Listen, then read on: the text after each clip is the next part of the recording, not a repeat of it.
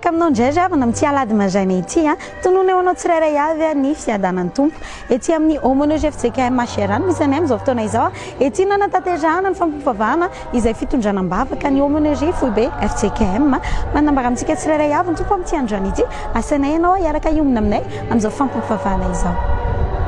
Antsika ry havana dia alahady fahavalo ambin'ny folo ny volana aogositra 2024 alahady faharoa ambin'ny folo manaraka ny trinité fifaliana miarabantsika rehetra ny amin'ity alahady izay natokana ho alahady ny aumônerie FJKM Foibe izay iarahantsika manerana ny nosy mibanjina hatrany isika ny loha-hevitra amin'ity volanyity manao hoe manamasina ny tenany ny mpino ry ava-milalao amin'ny tombo ina aminareo mandrakariva ny fahasoavana sy fiadanana avy amin'ilay Andriamanitra raintsika sy Jesosy Kristy tompo amen. Hiderany tompo isika amin'ny alalan'ny salamo fahadimy ambin'ny folo ary orinan'izay dia hiderantsika azy ny hira ao amin'ny firana FFPM voalohany ny andiny voalohany sy ny fahadimy mangataka antsika rehetra hitsangana. Jehova iza ny toetra ao am-tapenina kelinao, iza no nao atendrombohitra ao masina izay mandrehatra sy misy tsiny ary manao izay mahitsy sady misainatsainany marina ny fony tsy manendrikendrika amin'ny lelany sady tsy manisy rasy ny sakaizany ary tsy manao izay afabaraka ny namany tsy manaja ny ratsy fanahy fa nandeha voninahitra ny matahotra ny Jehova tsy mivadika amin'ny fianianana na dia maniditra ny tenany azy sady tsy mampiahana ny volany na mandray kolikoly anameriko amin'ny marina izay mitandrina izany dia tsy mba rozozo mandrakizay. Amen. Hira voalohany ny andiny voalohany sy ny fahadimy.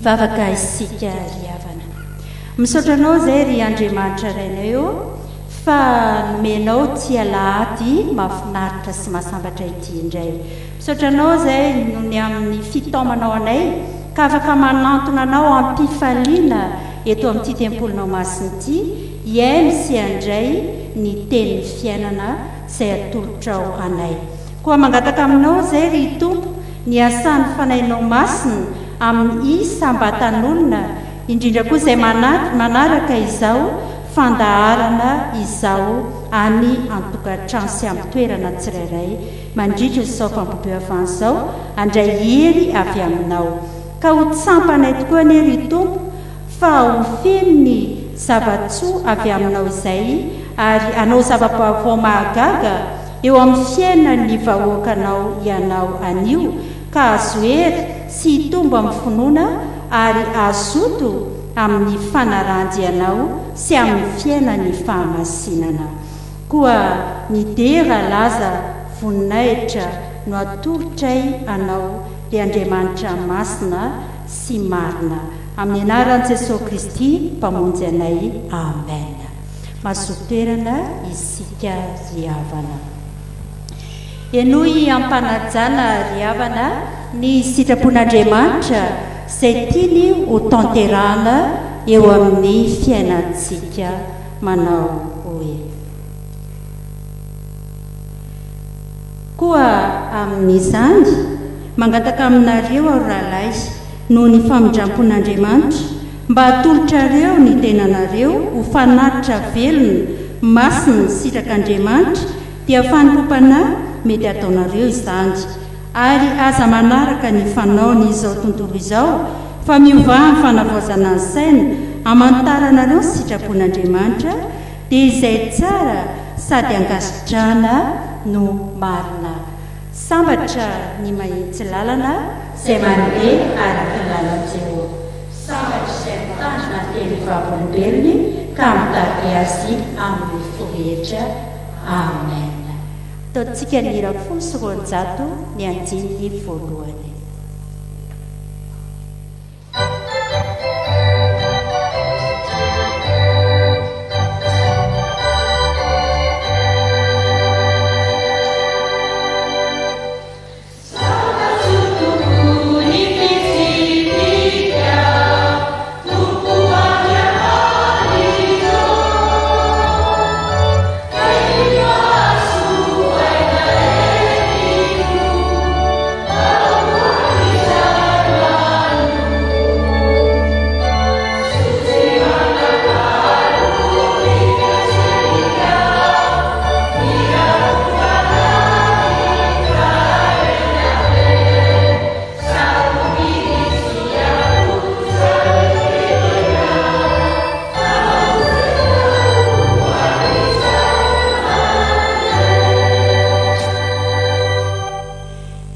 Malalaon'ny tompo isika dia tsy mahatanteraka izany sitrapon'Andriamanitra izany noho izany dia aoka hanantona ny tompo isika hiaiky ny tsy fahatanterahantsika eto anatrehana ka hanaraka izao vavaka fifonana izao. Hivavaka isika. Ry tompo Andriamanitra lehibe sy matahotra indrindra ianao, ndreto izay zanakao mpanota mahantra manantona anao. Efa nanota taminao teo anatrehanao izay sady nanao meloka ary nanao ratsy sy niodina taminao izay ka tsy nandika ny didinao ary tsy nanaraka ny fitsipikao. Ko ankehitriny ry tompo dia inoy izao fifonana eto anatrehanao izao. Mamindrafo aminay, mamela ny elokay tsirairay, mamindrafo amin'ny ankonanay tsirairay ary mamindrafo amin'ny vahoaka malagasy rehetra indrindra izay manaraka ny amin'izao fanompom-pivavahana izao. Ahitsano ny fahotanay rehetra ry Jesosy Kristy tomponay ka meteza ianao hanapaka ny fiainanay, meteza ianao hitratsehatra eo amin'ny fiainan'ny zanako rehetra eo anatrehan'ny asanao lehibe sy mahagaga izay ataonao eto amin'ity firenena ity dia mamindrafo amin'ny vahoaka malagasy rehetra isa-tokantrano. Koa aoka ry tompo ny famindramponao sy ny famelan-keloka avy aminao izany no raisinay ankehitriny satria Andriamanitra efa tsy nahatanteraka ny sitraponao izay dia ankehitriny izay dia mifona eto anatrehanao. Aoka ny fahamarinanao sy ny fahamasinanao izany no hanapaka ny fiainan'ny zanako rehetra azany koa ny asa eto amin'ity firenena ity. Andriamanitra enoy fivavaky ny mpanomponao sy ny fifonany tsirairay ary izay rehetra mitalao aminao manaraka izao fotoana izao. Koa ampamira-pirato aminay ankehitriny ny tavanao masina, ampamira-pirato amin'ity firenena ity ny tavanao ka aoka andresy ao aminao izay. Ka jereo ny fantranay fa tsy misy afa-tsy amin'andriamanitra irery any ny misy famindram-po sy famelan-keloka ho anay. Misaotra anao izay Jesosy fa voavelanao tokoa ny elokay ary voasasa madio izahay. Amin'ny anaran'i Jesosy Kristy, amen. Ataontsika ry havana ny hira ho amin'ny dimampolo sy efajato ny andininy voalohany.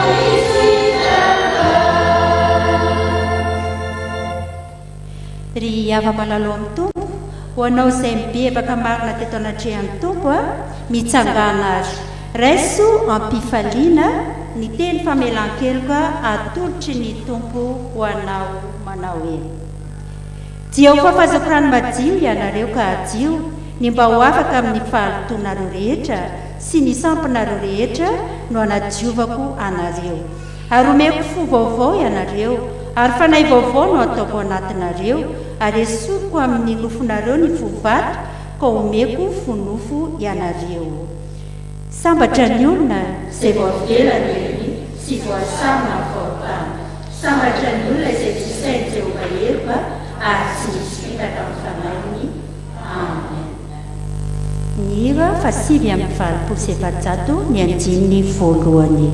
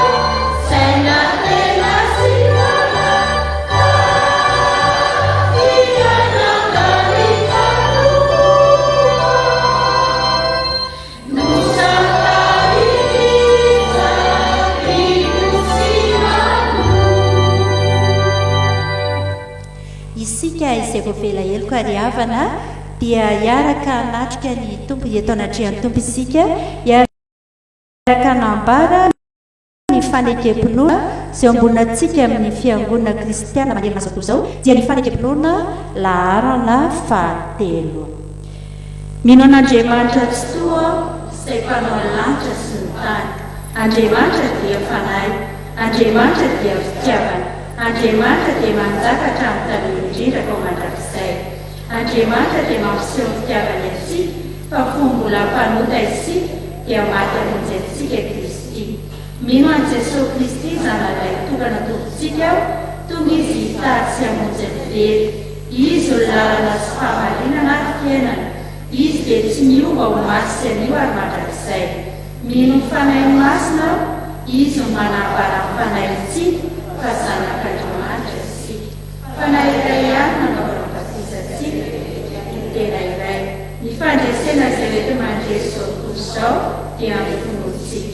Tompo ampitombo ny fonoanay. Amen. Masotoerana isika fiangonana. Sao tsika dia tonga eo amin'ny asan'ny fiangonana. Mampandroso ny mamaky ny afatra.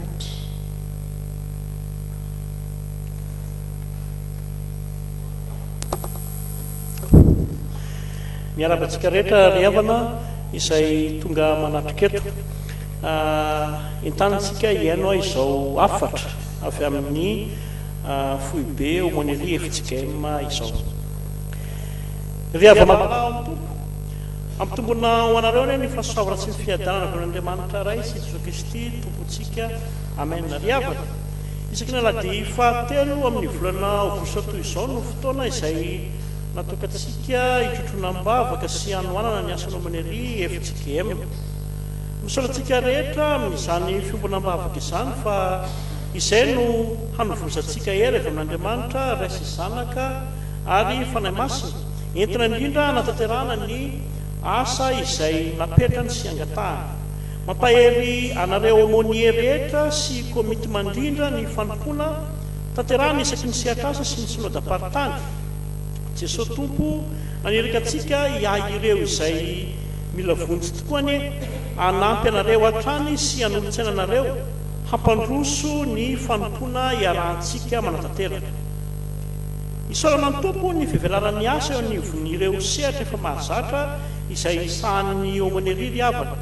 Ny anivon'ny fonja, ny miaramila, ny hôpitaly, ny marariotitra, ny sekoly, ny université sy ny fampianarana maro samihafa, ny orinasa enina ny any Jorobala ary ireo akany fiainan'ny Kamboty, Topaza sy Akafita, ny akany fanarelana eo anivon'ny Safifa Gilpin. Isaora lehibe n'Andriamanitra ihany koa fa ny tombo isa ny isan'ny chapelle aumônerie, isan'izany ny chapelle aumônerie hôpital CHRD Nosy Avaratra izay nitokanana ny 17 martsa 2024 lasa teo. Ny ampisa ihany koa ny akany fiarovana sy fanarenana satria naorany taona 2024 ary nitokanana ny 9 Jolay 2024 lasa teo ny akany avitra izay ao Antsirabe izay efa mandray ireo zaza mila fiarovana. Naorina ary efa mandroso mivelatra ny asan'ny aumônerie ho an'ny mpitarika posy izany ho an'ny mpitondra fiara fitaterana ihany koa.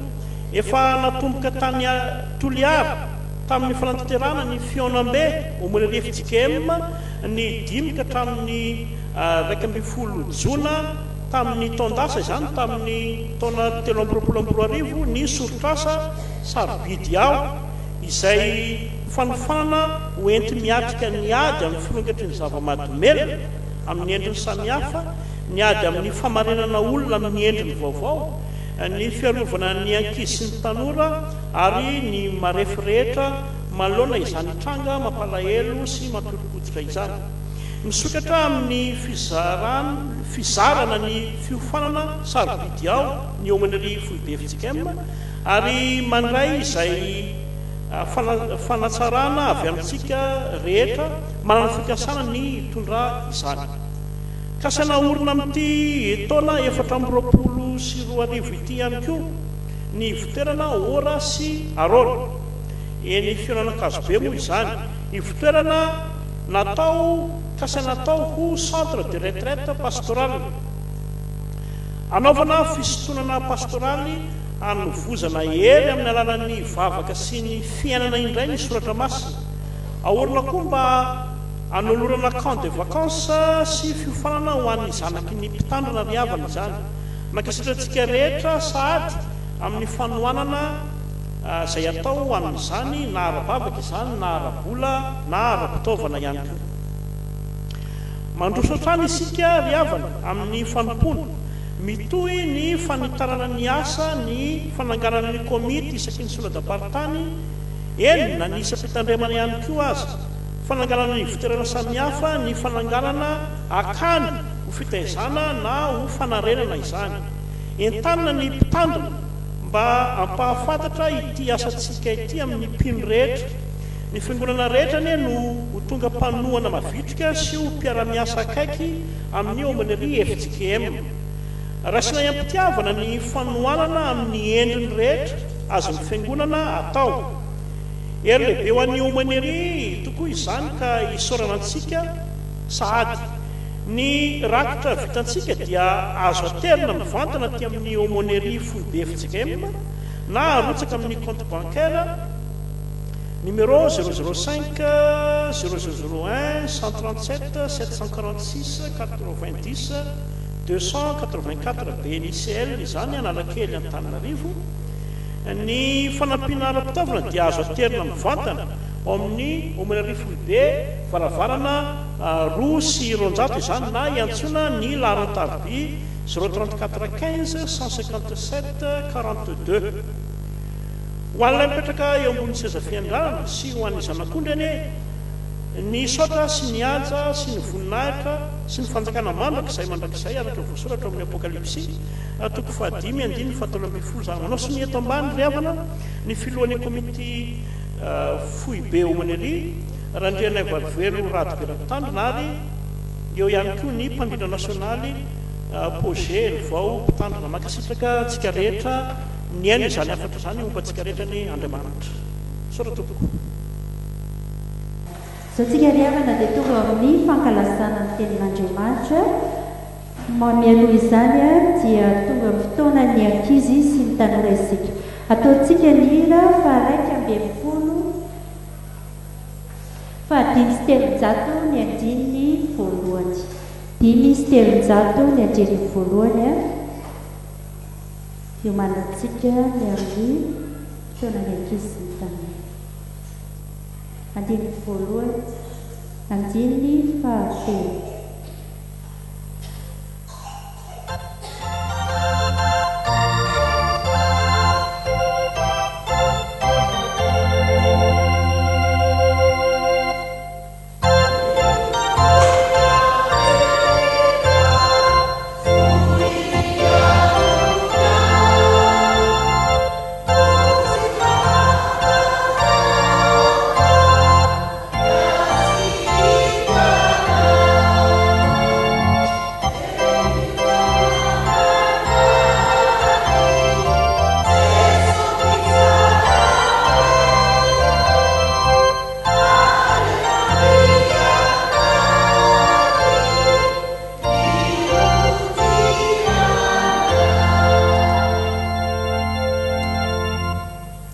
Ivavaka isika ry havana melohan'ny andrasantsika izao afatra izao. Ry Andriamanitra rainay eo, midera sy mankalazanao mandrakariva izahay fa tonga amin'ny fotoana iainona ny teninao, indrindra amin'izao fotoana ho an'ny ankizy ny tanora izao. Koa mitenena ra Jesosy araka ny fanaonao fa vonina iaino anao indray izahay. Amin'ny anaranao no anaovana izany vavaka izany. Amen. Alady ninona moa androany ry ankizy sy ny tanora? Alady ny aumônerie.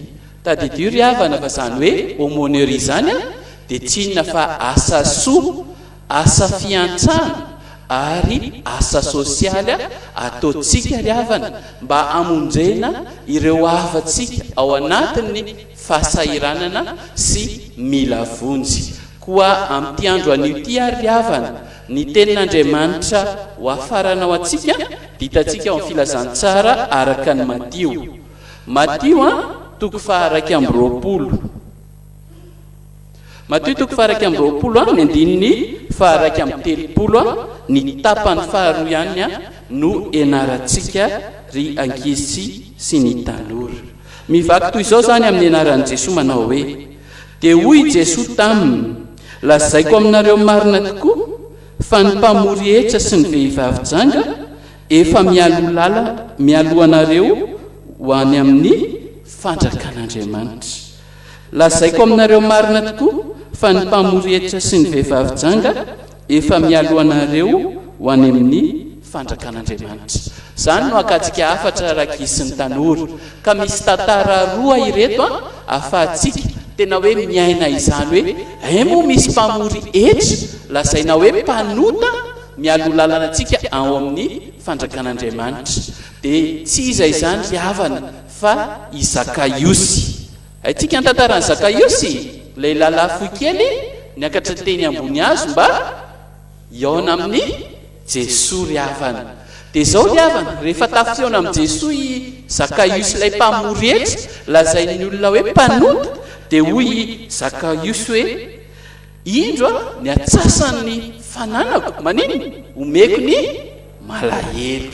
zany ry havana ny olona rehefa mandray an' jesosy lasa manao asa sosialy lasa miantra fa tsy mitazona ny fananany ho azy rery ho anao koa ry havana te ho any amin'ny fanjakan'andriamanitra ve nao andesika rehefa niona an' jesosy pirofontsika amin'ny asa izany famondrenina an' jesosy zany amin'ny fanaovantsika asa sosialy sy asa fiantsana ry havana fa ny faharoa ry havana misy mpivaritena izay ao amin'io baiboly io dia tsy izy zany fa Maria Magdalena ry havana. Maria Magdalena ry havana dia tonga teo amin'i Jesosy dia niaraka tamin'ny menaka lafo vidy izy dia nararany teo amin'ny tongotr'i Jesosy zany dia ozy izy Jesosy taminy voavela ny elony be fa be fitiavana izy ry havana. Tadidio ry havana fa ity vehivavy ity lay tsara indrindra lay sarobidy taminy no nomeny an' Jesosy ry havana dia hoy Jesosy aminy hoe voavela ny elony fa be fitiavana izy. Ianao koa ry havana tsisy an' Jesosy tsony nisoratsika menaka ankehitriny fa tadidio fa ireny olona mila vondry reny no solo tena an' Jesosy mila anehotsika fitiavana ry havana koa andeha ary isika andeha isika aneo fitiavana amin'ny olona rehetra ry havana fa tsy sanatria ifidy hoe ireto ihany satria ireto ny mahavaly fity ry havana. Dia androany ary raha teo any amin'ny fanjakan'Andriamanitra ianao andeha hanao asa fiantrana isika fa zany ny sitrak'Andriamanitra ary zany no ahitana koa fa efa manamasina ny tenany ho an'ny tompo isika ry havana.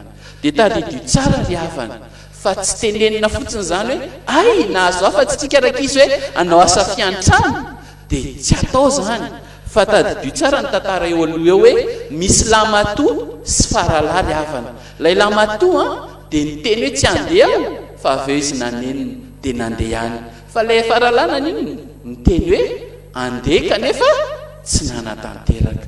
Dia ianao koa ry havana raha resy lahatra ianao fa voninanao asa fiantrana manomboka androany aza tenenina fotsiny fa tanterao zany ho voninan'Andriamanitra ry havana.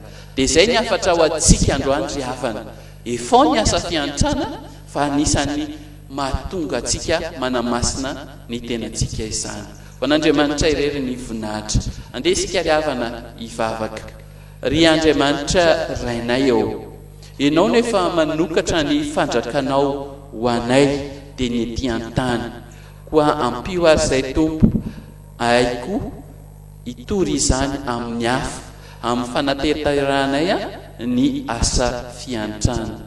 Dia amin'ny anaranao Jesosy no fanezany vavaka izany. Amen. Sotsika ry havana dia tonga eo amin'ny fiainona tonga eo amin'ny famakiana vavaka sy ny fiainona ary famakiana ny tenin'Andriamanitra. Mialohan'izany dia ataontsika ny hira 5 sy 900 5 sy 900 dia ny 9 fahatelo sy ny fahaefatra.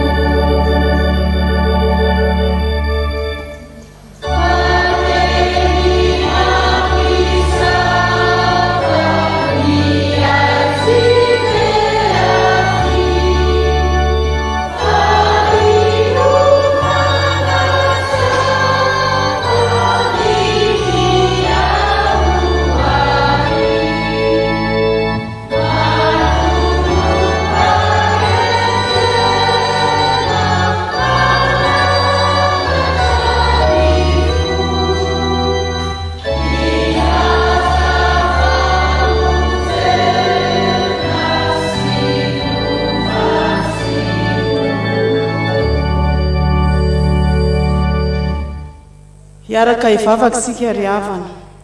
Ry Andriamanitra ray be fitiavana be indrafo, misaotranao izay raha mianao izao fotoana izao ahafahanay miaino ny teninao, ahafahanay mandray ny hafatra avy aminao indray.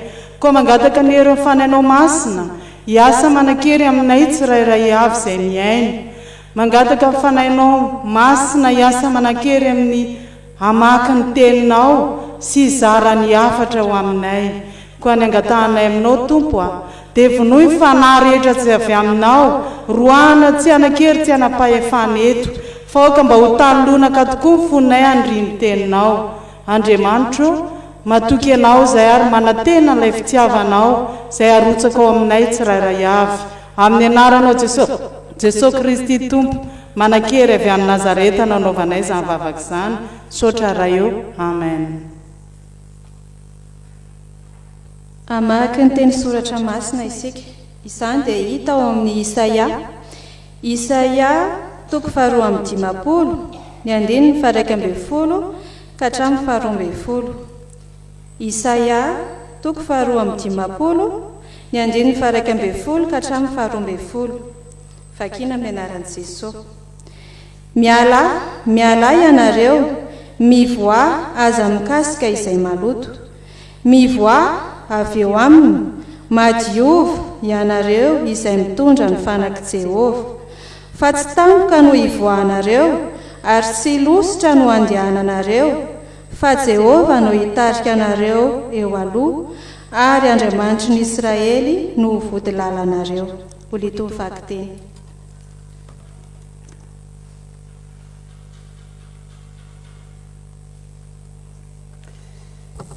Filazantsara araka amin'ny Marika 7, raisina amin'ny andininy 4:12 ka hatramin'ny 17. Filazantsara araka amin'ny Marika 7, raisina amin'ny andininy 4:12 hajanona amin'ny andininy 17. Amin'ny anaran'ny Tompo. Ary miantso ny vahoaka akeo aminy indray izy ka nanao taminy hoe: miainoa ianareo rehetra ka mahafantara. Fa tsy ny zavatra avy ao ivelany izay miditra ao anatin'ny olona ny mahaloto azy, fa izay mivoaka avy ao anatin'ny olona ny mahaloto azy. Ary efa niala teo amin'ny vahoaka izy ka niditra tao an-trano, dia nanontany azy ny mpianana ny amin'izany fanoharana izany. Ary hoy izy taminy: hay, ianareo koa aza mba tsy mahafantatra? Tsy fantatrareo va fa izay rehetra eo ivelan'ny olona ka miditra ao anatiny dia tsy mahaloto azy, satria tsy miditra ao am-pony izany, fa ao an-kibony ihany, ka dia mivoaka ao amin'ny fivoahana. Izany no lazainy mba hadio ny hanina rehetra. Ary hoy izy: izay mivoaka ao avy eo amin'ny olona dia izany no mahaloto azy, fa avy ao anatin'ny olona dia avy ao am-pony ny voahany sain-dratsy, dia ny fijangajangana, ny alatra, ny vonoan'olona, fakambadin'olona, ny fieremana, ny lolo-po, ny fitaka, fijerijejona, ny maso ratsy, ny fitenenan-dratsy, ny avonavona, ny fahatalana. Izay zava-dratsy rehetra izany mivoaka ao anatin'ny olona ka mahaloto azy. Amen. Fararantsika ry havana famakiana tenin'Andriamanitra arak'izay hitantsika amin'ny Korintianina 2:9. Korintianina 2:9 ka raisitsika amin'ny andiny 1:12 ka hatramin'ny farany ary mitoy eo amin'ny 7:1 izany. Korintianina 2:9 andiny 1:12 ka hatramin'ny farany ary mitoy ao amin'ny 7:1. Vakitsika amin'ny anaran'i Jesosy Kristy Tompo. Ry Korintianina, ny vavanay misokatra aminareo, ny fonay malalaka. Tsy tery aminay ianareo, fa tery ao am-ponareo ihany.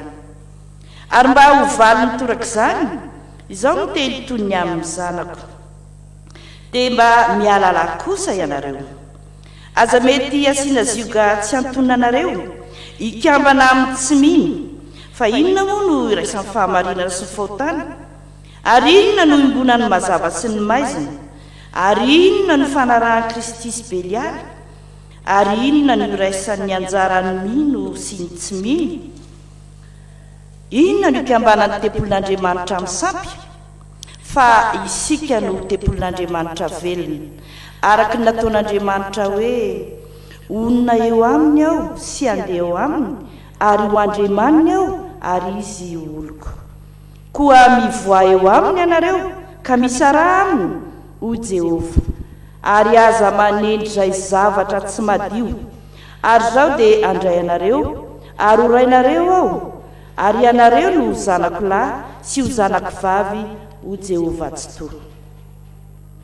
Koa raha manana ireo teny fikasanareo isika ry malala, dia aoka isika hanadino tenantsika ho afaka amin'ny fahalitoana rehetra, na amin'ny nofo na amin'ny fanahy, ka tanteraka amin'ny fahamasinana amin'ny fatahorana an'Andriamanitra. Ray masino manamasinana amin'ny fahamarinana iteninao fahamarinana. Amen. Andray afatra ny tompo isika ry havana ilay teny mamy sy fiainana ataontsika ny raha 420 ny andiny 2 sy ny 3 mangataka antsika rehetra hitsangana.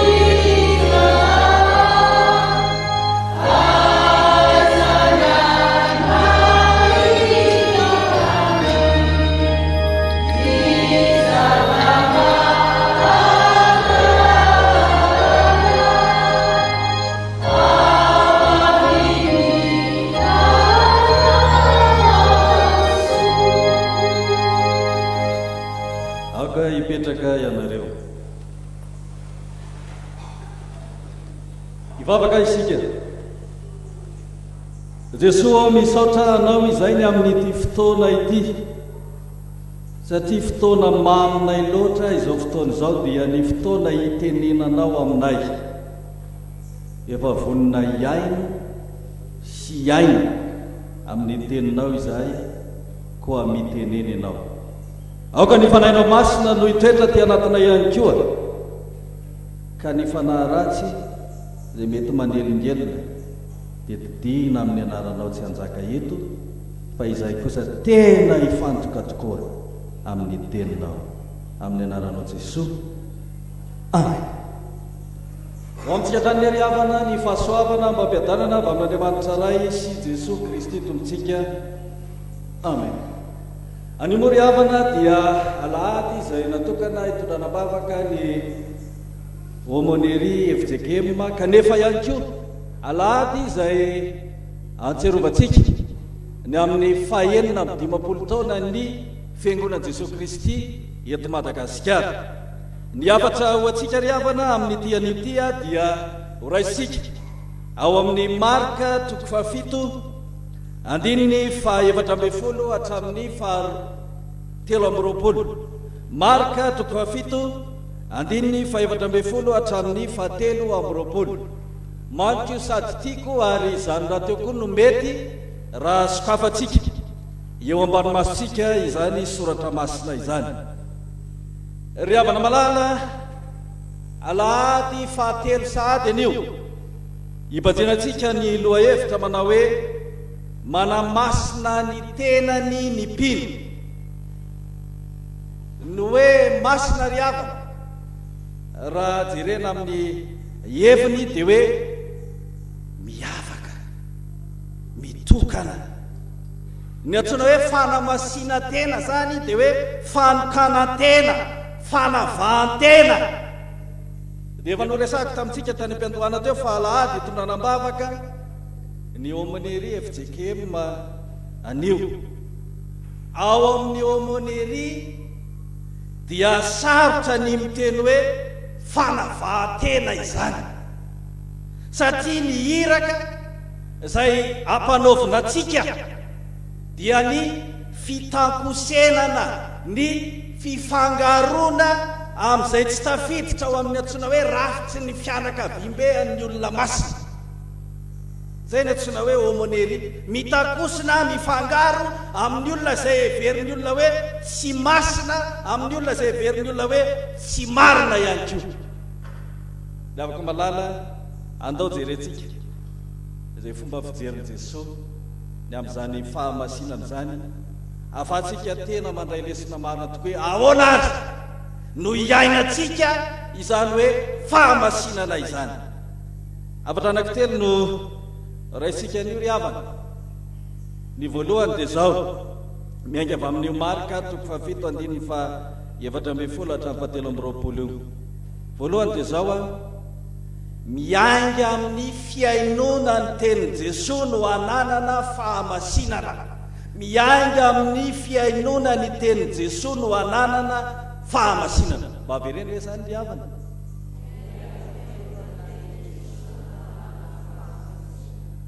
Hoy ny andininy 7:40 amin'ny anaran'i Jesosy hoe ary niatso ny vahoaka keo amin'ny indray izy ka nanao taminy hoe mianoa ianareo rehetra ka mahafantara. Ary mbola misy ihany koa ny andininy 7:40 zay tsikatsika ao anatin'le soratra masina moa fery ambany ery le izy dia hoe raha misy manatsofona hoety miaina aoka izy iaina. Araka ny tantara eto moa ry havana dia nanao tsy fanao indray ny mpianatra sasatsasany tsy nanasa tanana izy ireo. Ny fomba sy fanao anefa dia zao hoe mila manasa tanana melohan'iny hinanakanana. Mila manasa tanana melohan'ny hinanakanana. Io resaka fanasana tanana io dia tsy noraisin'ny mpampianatra fivavahana jiosy fotsiny hoe resaka fahadiovana ara-batana fa tena lasa mihitsy fomba mpivavahana natao hitandrovana ny fahamasinana. Zany hoe tsy resaka fahadiovana ivelany fotsiny zany fa tena noheveriny reo mpampianatra fivavahana jiosiny amin'ny hoe hitandrovana n'iny ny fahamasinana. Heverina matsy tamin'izany fa rehefa mandehandeha nao any ivelan'ny trano any dia mety hifangaro amin'ny jentilisa toy ny Samaritana sy ny sisa izany. Ahina koa ianao rehefa mandehandeha mivoaka any ny amin'ny hoe mety hidiran'ny fanaratsy dia zay ny mahatonga ny amin'ny hoe mila maninona mandrakariva, mila manasa tanana mandrakariva. Eto raha manontany an' Jesosy ny fariseo ny amin'ny hoe fa maninona ary ianao Jesosy no manamaivana ny fahamasinana toy izany. Dia mazava ny navalin'i Jesosy eo amin'ny andininy 7:40 matsy no atantsika an'izany. Mazava ny navalin'i Jesosy ho an'ny fariseo fa fomba n'olombelona izany fa tsy didin'Andriamanitra. Zao no lazainy eo amin'ny andininy 7:40 hoe ka dia foananareo ny tenin'Andriamanitra amin'ny fampianarana voatolotra anareo izay nasianareo ho tandremana ary zavatra maro mifanahatahaka amin'izany koa no ataonareo. Araka ny hita eto miavaka dia zao rehefa ao anatin'izay adevitra izay dia niantso ny vahoaka Jesosy iainy ny teniny. Ary zay le soratra masina izay novakina tamintsika teo hoe mianoa ianareo rehetra ka mahafantara. Izany hoe nytiany Jesosy resahana dia zao hoe enoy ny teniny fa ao no ahatakaranareo ny tena fahamarinana ary izay fahamarina zay no ahatonga anareo iaina amin'ny fahamasinana i Jesosy ihany koa ilay masin'Andriamanitra. Ka rehefa miaina ny teniny Jesosy, rehefa manaraka ny teniny Jesosy dia zay no miaina amin'ny fahamasinana. Ry havana malala mazava ny afatra zay tiany jesosy ampitainy hoe raha teo masiny ianao dia ny teniny alalino ny teniny iaino fa tsy ny fampianarana sy ny fombafomba mpivavahana na fampianarana zay natolotry ny razana rehefa namalala anio ary dia mitarika atsika kristianina izany tenin'Andriamanitra zany mba amarana ny adevitra ny amin'ny mety tsy fitoviam-pijery ny amin'ireo fotokevitra sy ireo zavatra zay mety tsy mampitovy atsika ankehitriny eo alohan'ny zavatra zay mety mampisara-tsaina enoy ny tenin'i Jesosy. Ahoana hoy Jesosy ny amin'ny fampianaram-pinoana momba amin'ny batisa, ny amin'ny fanasany tompo, ny amin'ny fanambadiana, ny amin'ny fandroana demoni. Ekena tokoa fa efa misy fampianaram-pinoana ho antsika efijegemina milamina sy mirindra ao amin'ny fiangonana. Fa saingy izao tsy tokony hijanona fotsiny amin'ny fomba isika, fa tokony fantoka tanteraka amin'ny Jesosy ny teniny, fa ny fiainana ny teniny Jesosy. Izany no manamasina atsika fa tsy ny hoe fanarahana fomba mpivavahana. Rehefa malala anio azy miainga amin'ny fiainona ny teniny Jesosy raha te ho masina, miainga amin'ny fiainana amin'ny teniny Jesosy raha te ho masina ianao. Fa ny afatra faharoa miavana zay raisika avy amin'izao tenin'Andriamanitra izao dia zao: aza mampifamadi-kevitra fa tsy ny fanadiovana ny velany io ny vaitoan-draharaha fa ny ao anaty.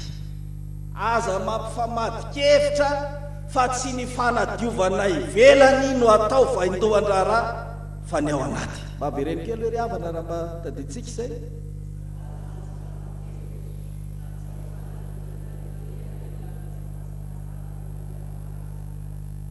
Nahitsiny Jesosy ny fariseo hoe toriavana, ary nampifafantariny Jesosy ny mpianatra ihany koa hoe inona ny marina. Dia zay le hitantsika eo amin'ny 9:20 hatramin'ny 20 vakina amin'ny anaran'i Jesosy manao hoe: ary hoy izy taminy, hay anareo koa aza mba tsy mahafantatra, tsy fantatrareo va fa izay rehetra eo avelan'ny olona ka miditra ao anatiny dia tsy mahaloto azy, satria tsy miditra ao am-pony izany fa ao an-kibony ihany, ka dia mivoaka ao amin'ny fivoahana. Izany no lazainy mba hadio ny hanina rehetra. Ary hoy izy, izay mivoaka avy ao amin'ny olona dia izany no mahaloto azy. Ny tiany Jesosy ambara ry havana dia hoe ny fototry ny fahalotona tsy hananana fahamasinana dia tsy hoe avy amin'ny fifangaroana amin'ny olona, tsy ny vatanao everinao voaloton'ireo zay tsy masina, fa le ao anatinao hoe madio sa maloto. Zay ny tiany Jesosy lazay, tsy hoe enao mifangaro amin'ny olona sy amin'ny fangaro amin'ny tsy masina no mety mampaloto anao, fa ny ao anatinao hoe madio sa maloto. Amin'i Jesosy zany dia zao: ny fahamasinana dia tsy natao andosirana ny mpanota na zay everina maloto, fa fitondrana ilay fahamasinana avy ao anaty mba hifondrana zany eo amin'ireo zay everina maloto ka hanala ny alotony. Zany ny fijery Jesosy an'izany hoe fahamasinana zany. Rehefa malala ny takin'ny tompo amintsika zany ankehitriny dia zao: ny fandiniatsika ny tenatsika, isika tsirairay avy io efa miaina amin'le fahamasinana ao anaty ve isika tsirairay avy sa mbola tsy? Manahoana ny ao anatytsika ao, manahoana ny tenatsika ao anatin'izany hoe fiainana amin'ny fahamasinana zany? raha efa miaina amin'ny fahamasinana itsika ry havana dia takiny Jesosy fa tsy tokony anavatena fa hitondra fahazavana ho an'izay mandeha amin'ny maizina ary hitondra fahamasinana ho an'izay tsy masina.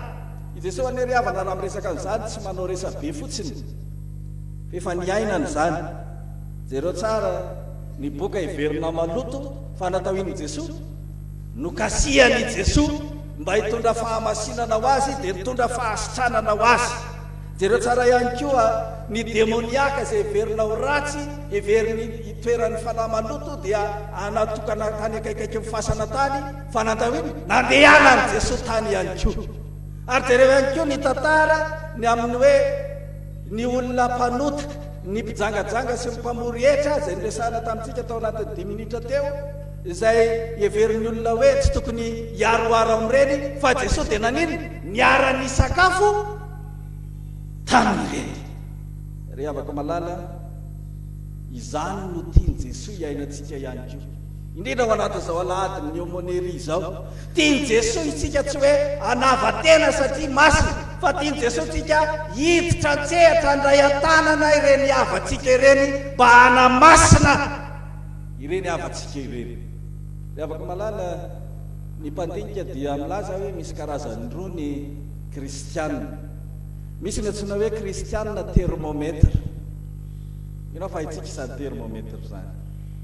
Ny termometre dia zay hafanana na atsika an'le toerana misy azy no avoakany.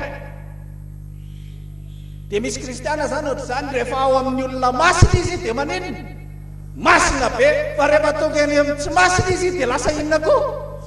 Tsy masina koa izy. Zany hoe kristiana izy fa tsy mahajoro amin'izay fahamasinana izay rehefa mifangaro amin'ny tsy masina. Tsika ireo moa tsisy an'izany ary ny mpiaino sy ny mpijery ihany koa inona fa tsisy an'izany. Ary raha misy amin'izany azy dia verina fefa iova ihany koa.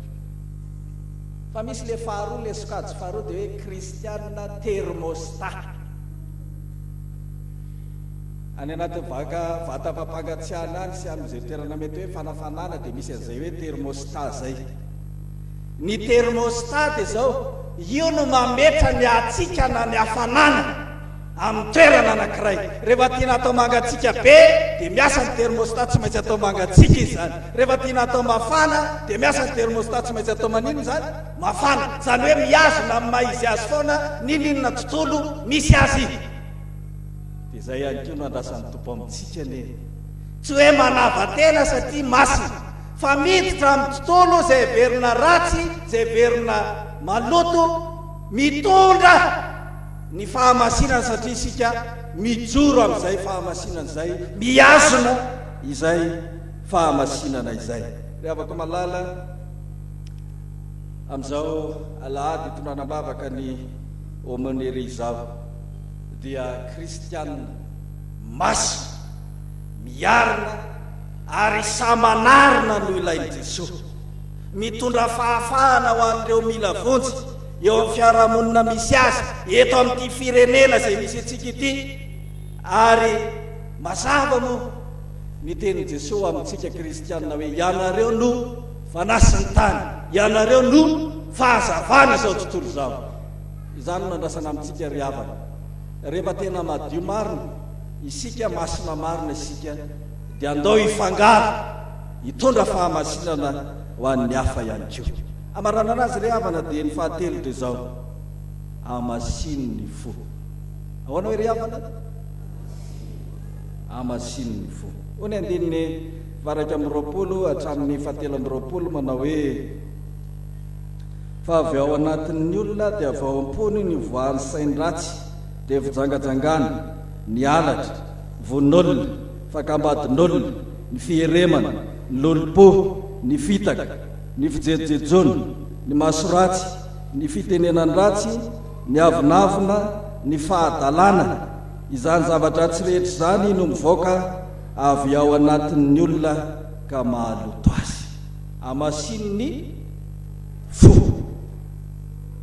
Mazava ny avatra tiany Jesosy hoe mila manamasy tena isika mila manadio tena isika ka ny hoe manamasy tena manadio tena dia tsy inona kory fa manadio ny fo satria avao amin'ny fo ny voany zavatra mety maloto raha tsy madio ny fo zany hoe fanadiovatena zany dia fanadiovam-po ravana malala mino afahaitsika tantara tamin'ny androny noa tamin'ny androny noa dia hitatsika ny aminy hoe ratsy daholo ny olona rehetra dia natokan'andriamanitra ry noa valy mianaka sy niaraka tamin'ireo solotenany zava-mananaina dia natokany ny ratsy rehetra no vonoana fary noa ihany no azomina dia rehefa vitan'andriamanitra zay dia hoy andriamanitra hoe tsy hanozona ny tany intsony a noho ny amin'ny olona fa ny fisaina amin'ny fon'ny olona dia ratsy hatramin'ny fahazazana zay ny tenin'andriamanitra ny Genesis 3:20 any no ahitantsika an'izany ny antony zany dia zao raha mbola tsy miova ny fon'ny olona raha tsy mbola tonga fo vaovao ny olona dia mbola hanao ratsy foana izy ary zany na tonga Jeremia ko ny teny hoe ny fo dia mamitaka mihoatra no zavatra rehetra sady manana aretina tsy azo sitranina ny vahaolana zay nataon'andriamanitra ry havana dia zao naniraka an' Jesosy ilay nandatsaka ny rany fanadiovana ny fonony zanak'olombelona ananany fo vaovao noho izany ny fomba fanamasinana ny fo izany ny fomba hanadiovana ny fo dia ny fandraisana ny Jesosy izay amin'ny mandray an'i Jesosy ny manana fo vaovao ka madio sy masina eo anatin'andriamanitra ary voaro amin'ny fitsarana amin'ny afo mino fantatsika tsara fa ny fitsarana amin'ny rano dia fitsarana pahany ihany fa ny fitsarana amin'ny afo fitsarana ho an'ny rehetrarehetra dia ny fanadiovana ny fo amin'ny fandraisana an' Jesosy no avoaro antsika amin'izany ry havana malala manamasina teny diovo ny tenanao diovo ny fonao aoka ho fo vaovao ny fonao satria tena mandray an' Jesosy marina tena nandray ny fanadiovana ny fonao marina ny raha zay nalatsaky Jesosy teo amin'ny azo fijaliana ny afatarana ry havana fa tena madio fo marina isika dia zao tena madio fo marina isika rehefa maneho ny fitiavana an'Andriamanitra amin'ny fitiavana ny hafa ahoana hoe ry havana maneho ny fitiavana an'Andriamanitra amin'ny fitiavana ny hafa izany hoe miaina tokoa fa tena tianao Andriamanitra ary zany raha teo ny teny Jesosy raha tia nareo dia ny asa ataoko no ataoko koa ary rehefa nanontany Petera hoe natany Jesosy hoe moty hafa ianareo ianao dia hoe zao natao fantatsika izany haitsika izany dia ny dikany hoe tena tia an'Andriamanitra zanytsika madio fo dia maneho fitiavana an'Andriamanitra amin'ny fitiavana ny hafa mampahery ny hafa mitsinjo ny hafa manampy ny hafa manarina ny hafa manohana ny hafa ary zay nge ny zavatra ny aina ny Zakaios zay resana tao anatin'ny 10 minitra ny sekoly alahady teo rehefa tena nadio fo marina izy tena niriny avetrany dia nitodika tamin'ny hafa amin'izay izy fa ny hoe madio fo ihany ko ry havana na manana fo masina dia zao mahay mamela elo ka mandrakariva mahay mamela elo ka mandrakariva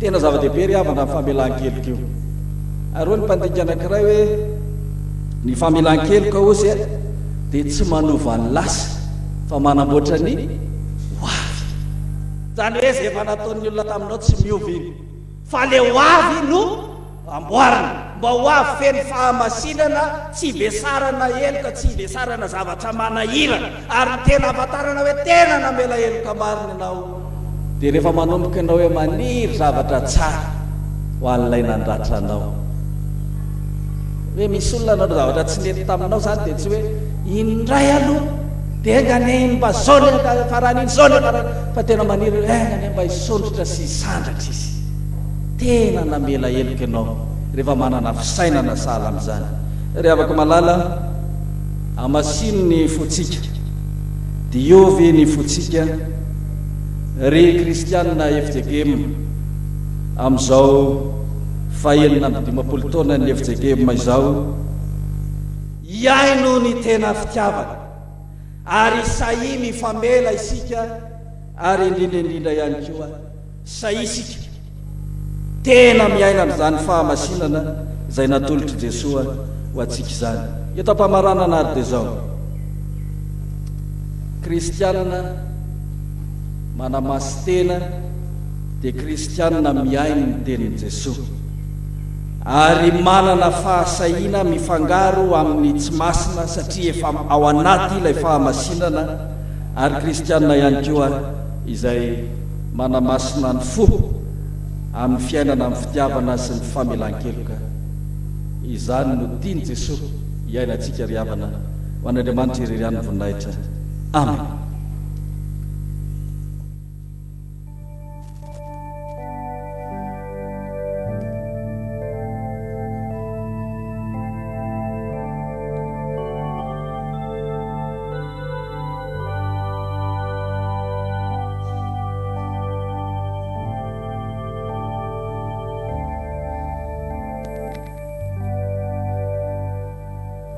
Ivavaka isika ry havana ho setry ny tenin'Andriamanitra sy ametraka ny fiainantsika eo amin'ny tompo ary ivavaka ho an'ny asan'ny aumônerie. Ry Andriamanitra rainay eo, rainay amin'ny alalan'i Jesosy Kristy zokinay, misaotra anao izahay fa mbola niteny taminay ianao ary tena hoe teny mpitiavana, teny mba hanananay fahamasinana tokoa amin'ny androm-piainanay. Koa voninahitra izay tompo ankehitriny iainy ny teninao mba hanananay izany fahamasinana izany, tsy hanao fombafomba izay, tsy hanaraka fombafomba izay, fa ny teninao ihany no manamasina anay. Vonina koa izay tompo, tsy hanavatena fa hitondra ny fahamasinanao eny amin'ny sehatra rehetra izay ametrahanao anay. Ary indrindra tompo, vonina izay anamasina ny fonay amin'ny fitiavana ny namanay sy ny famelana ny elokay.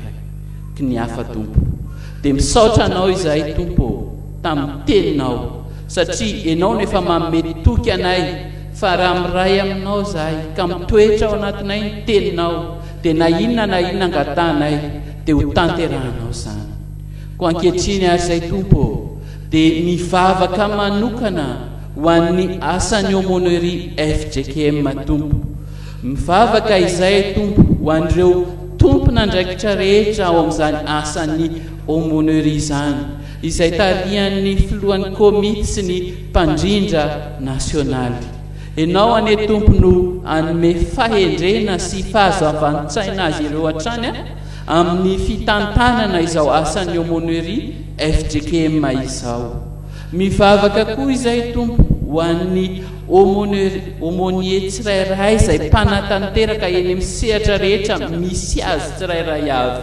Omeo azy tompo ny hery sy tanjaka ary fahasalamana ahafahany manefa ny anjara fanompoana izay efa niantsona ao anay tsirairay avy. Ary mivavaka izay tompo ho an'ny kristianina tsirairay avy, mba hosokafanao ny fony tompo, ka dia mba anana fo antsany hafa izy ayamindra fotaka ny namindranao fo ny tsirairay avy tompo, fa tsy sanatry hiazona ho an'ny tenany rery izay fahasoavana nomenao, fa mba hizara ho an'ny hafa koa tompo. Dia ao anatin'izao mivavaka izao koa izay tompo, dia mivavaka manokana ho an'ny FJKM izay nahatratra ny fahaenina amin'ny 50 taonany tamin'ny alalan'ny fiombonana izany. Misaotra tompo fa ianao no nampisy ary mbola ampisy, dia apetraka eo am-pelantananao ny vinany izao fiangonana izao, dia ny mbola hiazona ny firenenay ho fiangonana kristianina amin'ny 100 taona ho avy tompo. Dia ianao ane tompo no hanampy ahatanteraka izany vina masina izany tompo. dia ireo mpiandraikitra rehetra ao amin'izany fiangonana izany apetraka eo am-pelatananao dia ny fiainanay tsirairay tompo apetraka eo am-pelatananao ianao tompo mahalala ny ady sy ny fahasahiranana lalovany tsirairay avy ianao tomponao ampamoaka ho mpandresiny tsirairay avy ary anomeza rehetra irin'ny fonay satria fantatray fa Andriamanitra miay anay ianao mikarakara ary mandray an-tanana ny fiainanay ianao satria zanakao izay iadidinao izay tompo dia ny firenenay koa tompo tsy adininay ny mivavaka ho azy amin'izao ora sy fotoana izao ny mpitondranay tompo omeo azy ireo ny saina endry ahafahany mitondra sy mitantana izao firenena izao mba androso tokoa nay izao firenena izao fa tsy sanatria dia iaina amin'ny fahantrana lalina mandrakariva dia maro tompo ny zavatra tianay apetraka aminao kanefa fo ihany ny fisainanay fa ianao any no antanteraka za rehetra mahasoa ny vahoakanao tsirairay avy indrindra miaino izao fandaharana izao fa homaky ny fiombonanay tompo satria zanakao izahay dia sitraka indrindra ny mamarana izao vavaka izao amin'ilay vavaka nampianarinao manao hoe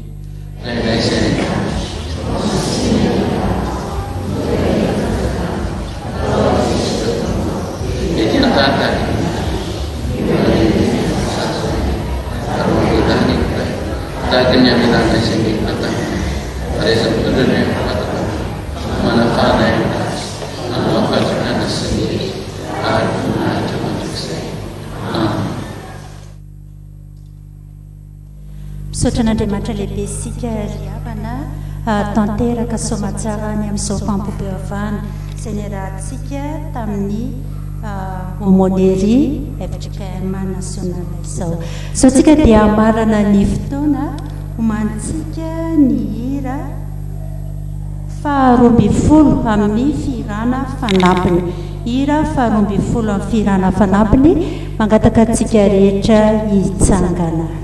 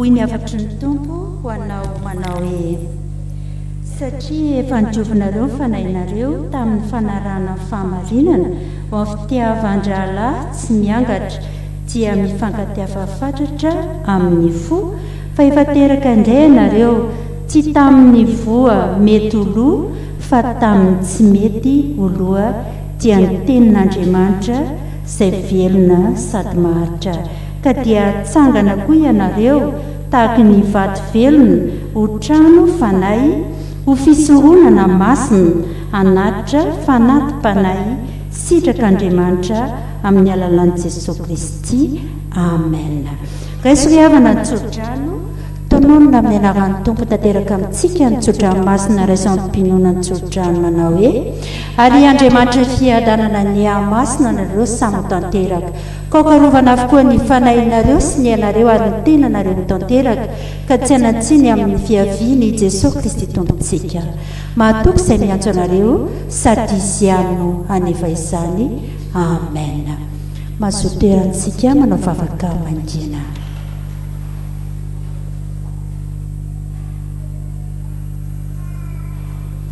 Ho an'Andriamanitra irery amin'ny voninahitra amin'ny anarany iray sy ny zanaka ary ny fanahy masina.